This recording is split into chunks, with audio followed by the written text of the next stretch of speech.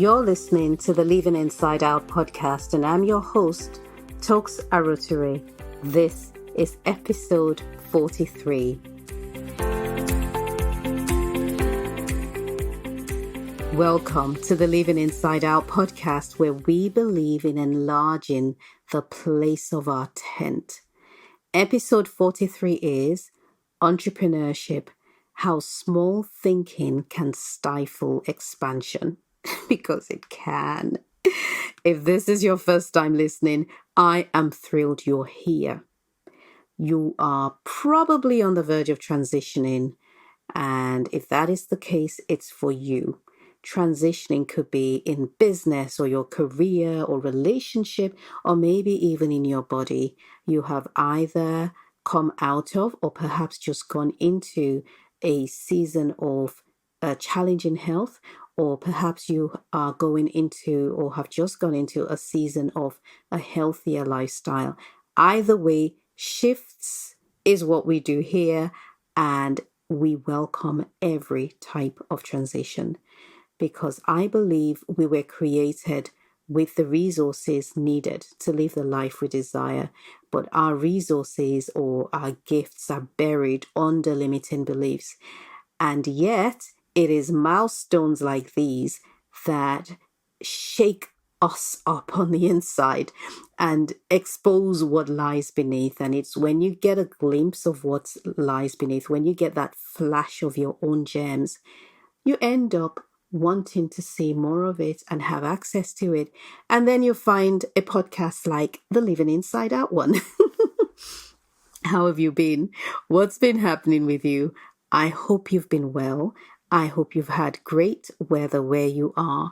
And I hope that this season of your life has been a productive one thus far as you prepare to go into the next, because we're always going into one season or coming out of an old, isn't it? As for me, I've been on a roller coaster ride. I've actually been on the ride of my life, and it has not been fun, not a good ride. Trials come to redefine, or should I say, they come to remind us about our role in this world, but it also manages to shake away all of the excesses that we've been lugging around. And so I come to you today lighter. Both figuratively and physically lighter, but I'm also stronger. I am more in love than ever before, and I've got a brand new mindset. I'm a new person.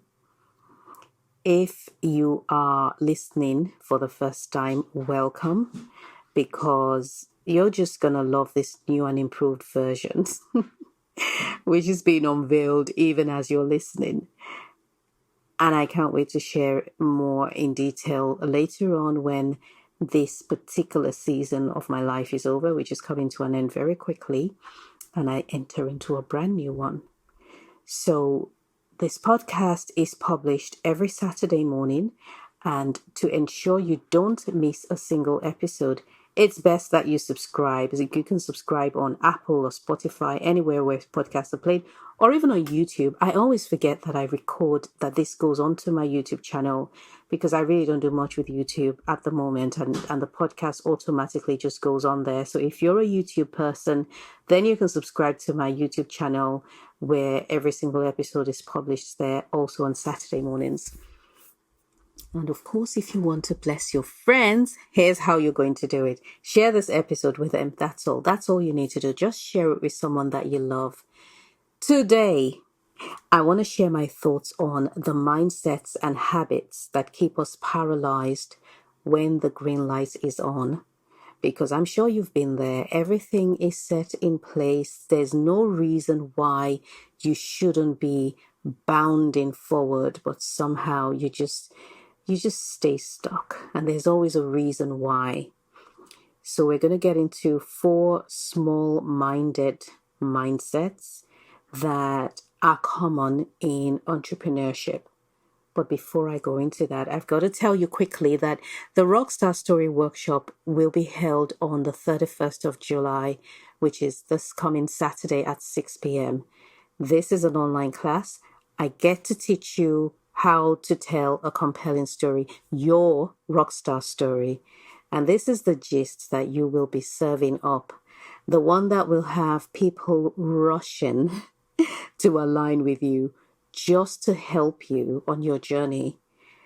Just also, let's make it clear that your rockstar story is not the story of success, even though it sounds like, oh, it's a rockstar story. No, it's not. It's not about success, but it's about resilience.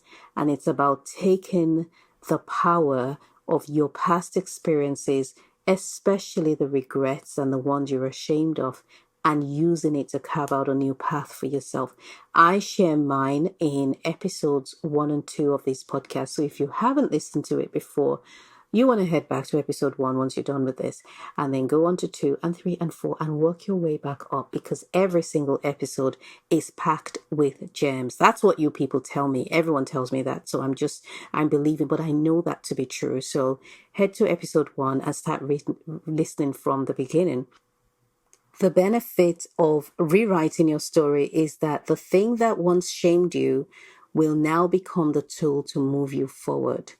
And while most people are drawn to success, we really are craving confirmation that the lives that we live that are broken, that are hopeless, that we consider to be unsuccessful can be salvaged. And so you get to give that hope to people when you rewrite your story.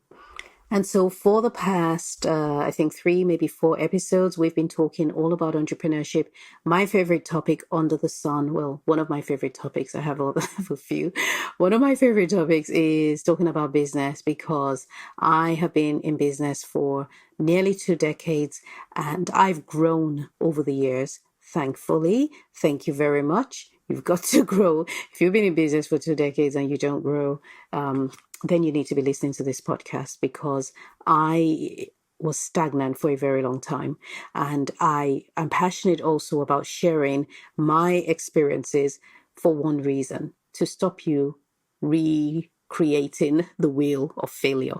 Just you don't have to go through what I went through, or what some of the people that have been that are successful as business owners went through. So today we'll look at 4 different small-minded mindsets. And the first one's called Vanity Marketing. Last week, maybe 2 weeks ago, I called a new entrepreneur to inquire how things were going. I asked what she had done so far to market her products and said I wanted to offer some suggestions. Now, she reeled off a list of what she had been doing, but did not allow me to offer any additional suggestions. Perhaps she felt that things had gone really well and she didn't need any additional help, which I wouldn't begrudge her for that. But if she had allowed me to speak, I would have told her that much of what she had done only served to increase her confidence. In other words, she had done vanity marketing. Your ego gets massaged in the process and you feel amazing, but it does nothing for the business. Truth be told, a lot of what we do tend to serve the body and mind, both of which deal with the temporal and don't carry much weight. So by all means, do stop, acknowledge your success, recognize what you have done, but don't build a tent there and leave there. Vanity marketing does not move your business forward. It does not attract the right customers. And all it will do is suck you into a world where you're killing it, but you're the only one that lives there. You will have people who join in this contest to help increase your ego, such as loved ones, because to your loved ones, you can't do no wrong. Everything you do is amazing. But having an audience does not convert or translate into success, except of course they're buying from you. So just this morning, I was in conversation with someone who congratulated me on my recent collaboration with Sage, which is a brand that I I did some work with, and it's resulted in a lot of publicity. And she added that we must be swamped with new business. And that's always the expectation. And yes, the campaign has created a large or a huge awareness of my brand, and it's taken us into a new space. But I have had over the years a lot of press that looked good on the outside and did nothing to increase my sales. It was a while before I learned that print media and the likes is really just a foundation for you to build on, nothing much more. You are meant to leverage the publicity and not live in it.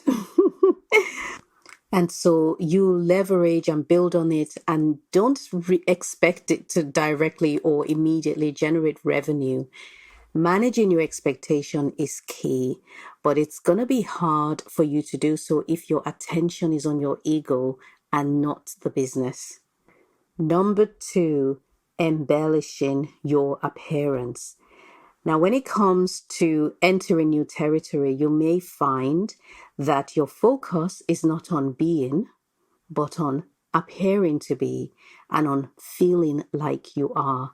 And that's because although we have a spirit, soul, and body, the sensual, that's the body, and the emotional, that's the soul, parts of us are easier to access than our spiritual side, which is the superior part, and it's also the part that's connected to God.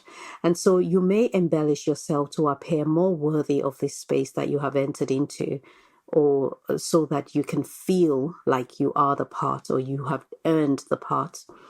Some entrepreneurs go out to raise money via investment, and then they lose the plot altogether because they see the zeros in their account and they're thinking, I need a CEO salary, I need holidays in exotic locations, and I need a car that would cause my clients to respect me. The truth of the matter is, all the gems you need are on your inside. So don't put it on your outside.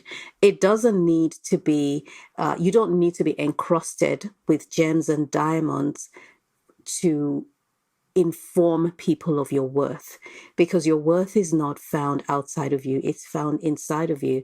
I heard a quote once that said, if you can see their money on them, then it's not in the bank. I loved that one. There are many dangers to our growth. And in our Living Inside Out community, we call them limiting mindsets. You see, they appear harmless, but they are guaranteed to hold you back. If you've managed to come this far while still carrying the insecurities you've always had, please don't assume that you're going to be able to go much further. I'm here to tell you, I sound like a preacher, that you don't have to live with it. Some of us acknowledge and even recognize our self-doubt, but we fail to see it as nothing more than an inconvenience that we have to live with. Now, here's the thing. Insecurity is just like a rubber band. It connects you to your past.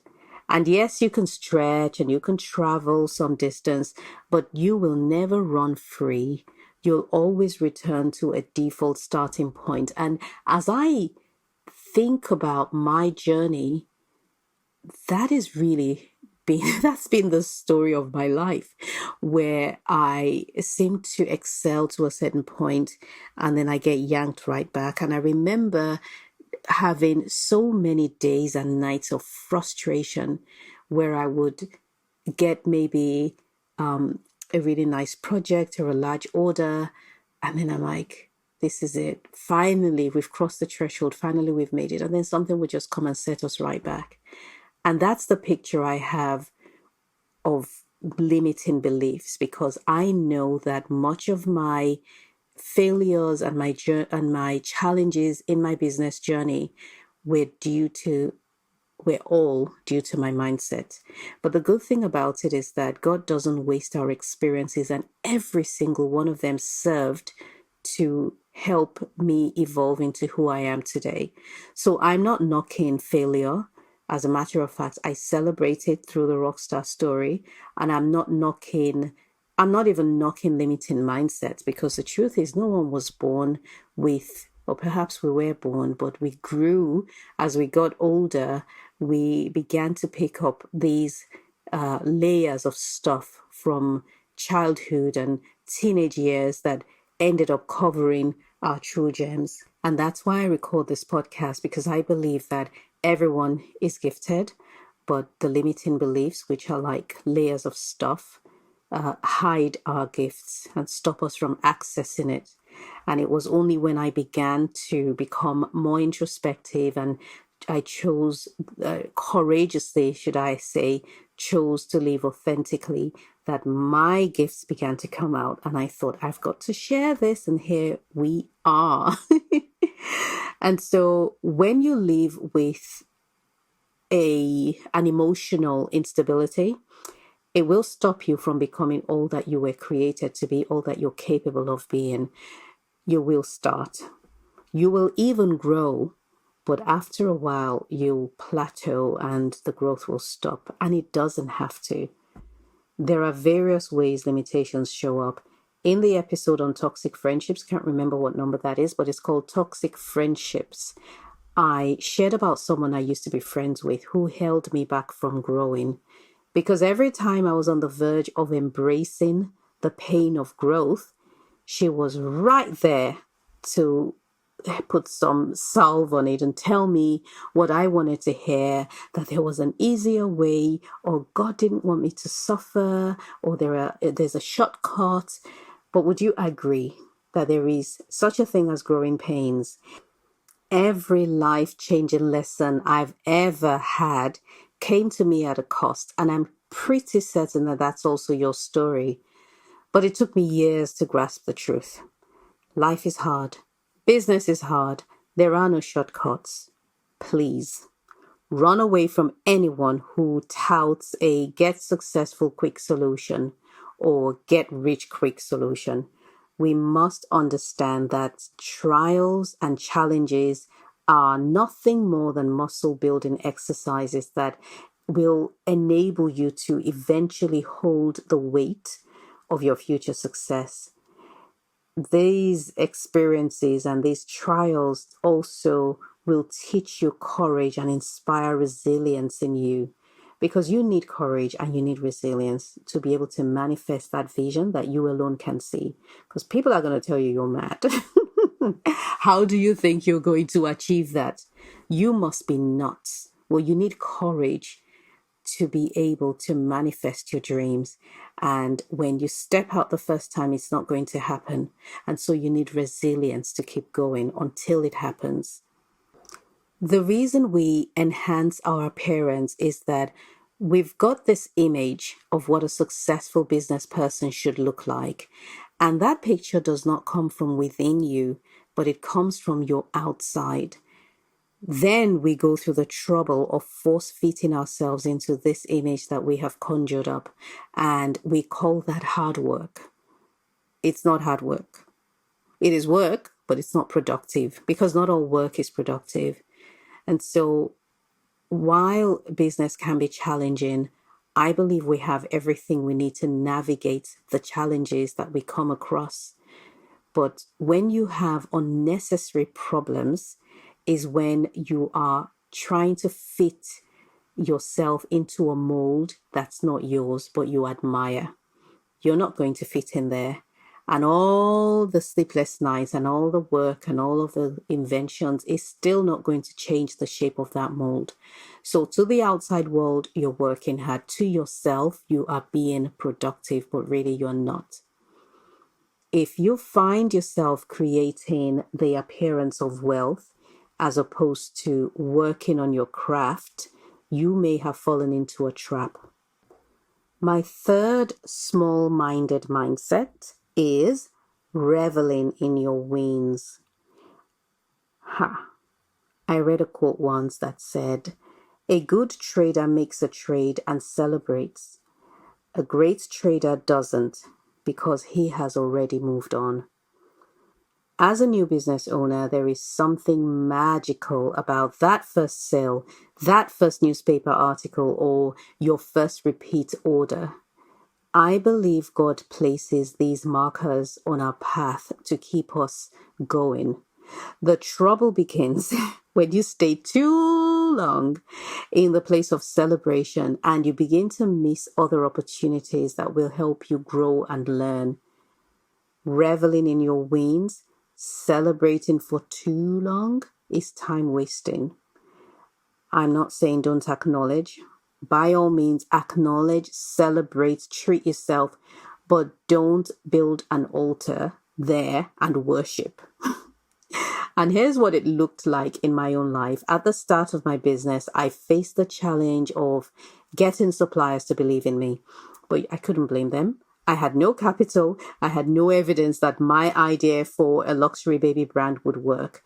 And I also had my own insecurities and my limiting mindsets. And trust me, any form of small-mindedness and things like insecurity, they give off vibes that other people pick up, and then they treat you based on the vibe they're getting from you.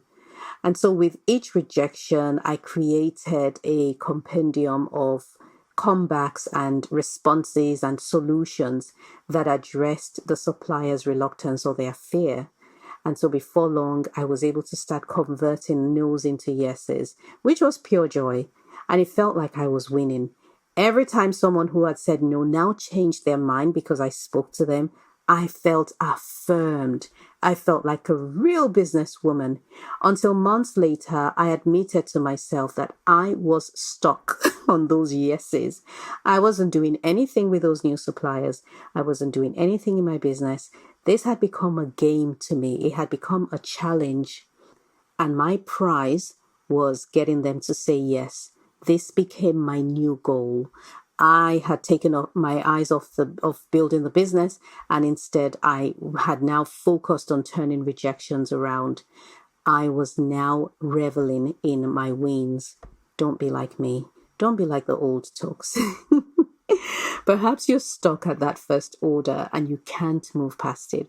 Or maybe it's your first feature in a newspaper or magazine that has you stumped. The way we get stuck in disappointment is the same way that we can get stuck in success. We end up reliving every moment, which is fine, but just be careful to keep your eye on the ball and keep your eyes peeled for opportunities that are passing by every single day, because you cannot be looking down at the newspaper that featured you or the magazine, or looking at the altar you have built for yourself and at the same time looking up to see opportunities that are coming. And so I encourage you to stop and address your fears and your concerns and your beliefs. Don't live with it just because you're getting results. I believe that through God, we are able to accomplish more than we can think or see or imagine, but you wouldn't even arrive at the seen or the imagined if you have a rubber band that's holding you back. My fourth and final small-minded mindset is emotional attachments. This one is another type of band. You know, I love Shark Tank, Dragon's Den, and one mistake many entrepreneurs make is being emotionally tied to their business. And let me clarify, unless your business was set up purely for an emotional reason, you will have to divorce your emotions if you want to make money. Kevin O'Leary has a phrase, money has no soul. And he says this to help the inventors think more about the money than their emotions. Because when you create a product or come up with a business idea or create a business in itself and invest blood and sweat and tears into it, when you watch it grow from a simple idea into a tangible entity, it becomes your baby. It literally becomes your baby. Because we give it time the way we'd give our children time, or even more than we give them time, because I know I'm guilty of that. I've given more time to my business. There's been times I've done that more than I've given to my children. So it's not surprising that when an investor or a mentor begins to pick your baby apart so that it can be lighter and it can soar, you fight back. You know my journey. I had a growing business in the USA. I lost it in the Great Recession. I walked away empty handed, leaving just the website I had built and poured everything into that company. My children spent time with me there. I made new friends there. I loved working in that company. And that was where I discovered Toks, the businesswoman. It was there that I learned courage, especially when I faced demanding customers. And I grew that business and I lost it all. And then we returned to the UK, completely broke. Our lives became divided into before ATL and after ATL. And we longed for our former life so badly. I'm telling you this so you can understand the emotional investment I made into my business. Now, when I started my UK company, I gave it the same name, Pumpkin Patch Interiors. I attempted to sell the same products and speak the same language that I did to my US audience, and they didn't understand it, couldn't pronounce the name. It did not occur to me that I was selling to a different market, and they didn't have the same taste in design. I couldn't see what I was doing because my emotions were leading me. My UK market struggled to spell and pronounce our name. Pumpkin is a nickname that American fathers call their daughters. And so my UK people are spelling it properly. Pumpkin, pumpkin, pumpkin, all kinds of spellings. And still I was blind to it. The UK press were polarized. Some loved it, some didn't. Some were stumped, some were uncertain of what we were doing. One media outlet owned by the Evening Standard asked me for pictures of our chandeliers, and I sent them a fairy tale one that the Americans, not the Brits, loved. He replied with, "Can you send me something less gaudy?" It's what happens when your attachment to your product or company drives your decisions. It's a bit like filling up your fuel tank, which has a hole in it. The car will move, but will also lose a lot of its fuel. Emotions take a lot out of us and they deprive us of energy. So, which of these 4 points resonate deeply with you? Have you been engaging in vanity marketing? It's not the same as PR. And you'll know when the only outcome is a slightly larger or a massively larger ego. Or perhaps you've spent much of your time embellishing your appearance. We've got to look the part, we've got to be presentable and even attractive, but we should not create a fake persona. Maybe it's number 3, reveling in your wins. It is all right to celebrate. Just don't build an altar and worship there. I believe point number 4 will touch many chords. Emotional attachment. Some people have been driven to depression and suicide because they lost their businesses. Marriages have broken up for this same reason. And the most common, fear, becomes instilled in you and you're reluctant to even try again. Now, let me know which of these, if any, you've been caught in. And next week, we will look at a couple more mistakes, including striking too late and not having the right people in your business. In the meantime, I've got another Write Your Rockstar story coming up on Saturday, 31st of July. I know I mentioned that earlier, but I'm just reminding you that if you would like to attend, there are spaces available. I may not run this particular workshop again before the end of the year. So get on board if you want to learn how to tell your compelling story. And next month, August, I believe it's the 21st of August, we've got a workshop on journaling. I tell you, journaling, listen, I'll talk to you about that later because it is a desperate need. My journal is my therapy. It's my therapist. My journal is my therapist. Doesn't talk to me, but it hears everything I say. And should I ever suddenly, get taken to heaven, my journals are going to bless people, but I wouldn't want to be here to see people reading them, okay, because it's got some scary stuff in it. All links to all the things going on are in the show notes, and you can find more information at toksaruoture.com. Now, if you have not subscribed to the podcast, what are you waiting for? You can do so on your favorite podcast app: Spotify, Apple, Podbean, Stitcher, everything. And if you're not on my mailing list, you're missing out on some great stuff. You can do so on my website as well, or via the link at the bottom of the show notes. Finally, can I ask you a favor? Can you forward this episode via text or email it to your contacts? Because the more listeners I have, the higher the ranking of Living Inside Out. You are amazing for hanging out with me.